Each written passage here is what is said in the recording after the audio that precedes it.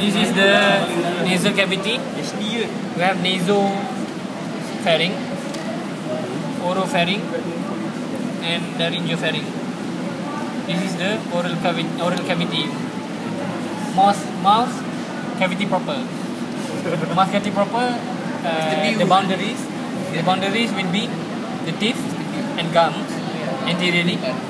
Posteriorly will be this arch. I mean this uvula. This is the tongue, anterior 2/3, posterior 1/3. Separated by sulcus terminalis. Okay. The tongue has a bulk of muscle, and the name is genioglossus. What is the nerve supply, Mr. Hisham? Okay, we move to the nerve supply. Sensory. Okay, for sensory nerve supply, for the anterior 2/3 is going to be lingual nerve, and lingual nerve it carries with it chordatum tympani. So lingual nerve, per se, lingual nerve carry general sensation. Meanwhile, By itself. nafsu, By dia sendiri, by itself. Ya ke bahasa macam tu? Okay.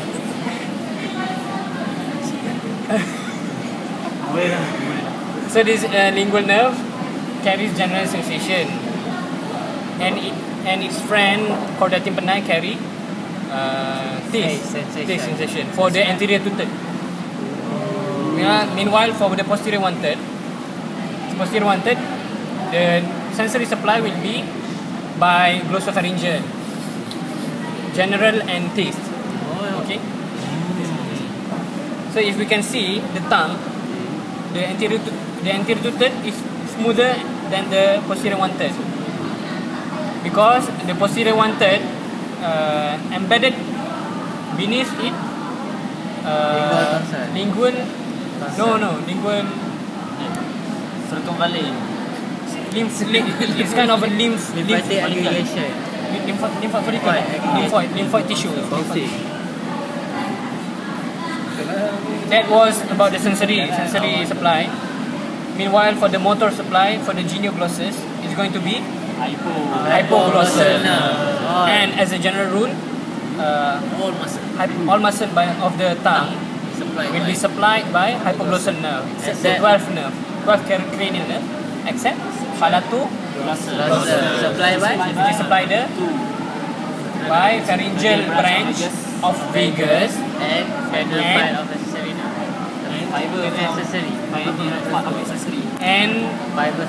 from accessory nerve, cranial part of the accessory nerve, cranial fiber of the accessory nerve. Okay. So if we move along the tongue from the tip until the end,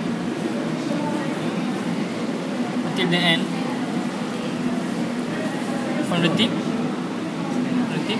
until the end, so we can see a depression here, which is vallicula of the tongue. This is epiglottis, tongue.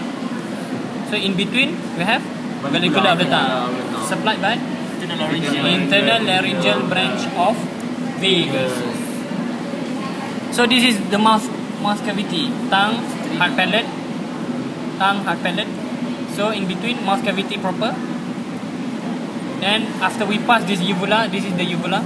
This is the hard palate, soft palate, and the soft palate is ended by the uvula. So uvula and tongue, this is the entrance to the pharynx. Frenulum below the tongue. Ventral surface of the tongue. So as we enter the pharynx, so we'll also find another fossa. A fossa lies medial. Lateral to the epiglottic fold. So that's the fossa, which is piriform fossa. Okay. As we move along the pharynx, which is called here laryngopharynx, we will continue until the esophagus. So the supply for both fossa are internal laryngeal branch of the vagus nerve. Okay, the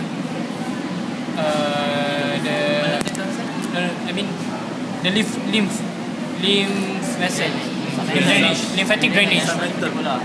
So for the tip, submental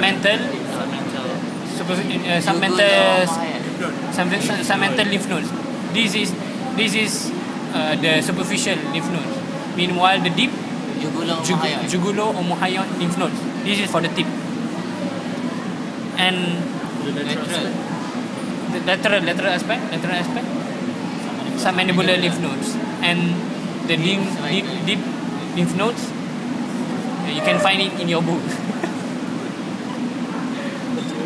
Takak agak bagi syangkala ni. Palatan Thompson. Why kena tahu pasal ni? Palatan. Nanti Cancer. Okay. Cancer. Next is going to be about salivary gland.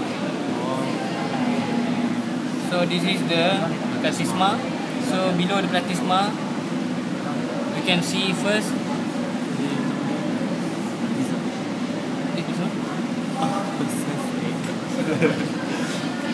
So this is the mandible. This is mandible.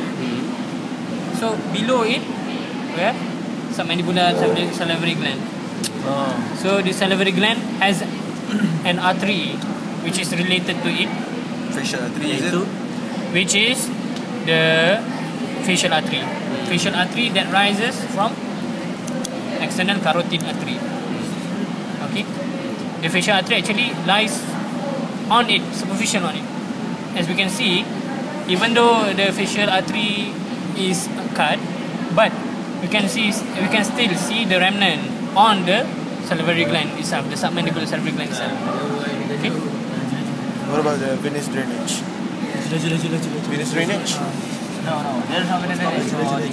So for the for the floor of the submandibular lymph nodes and submandibular salivary gland, okay, we have two muscles, which are mylohyoid muscle and hypoglossal muscle. Okay.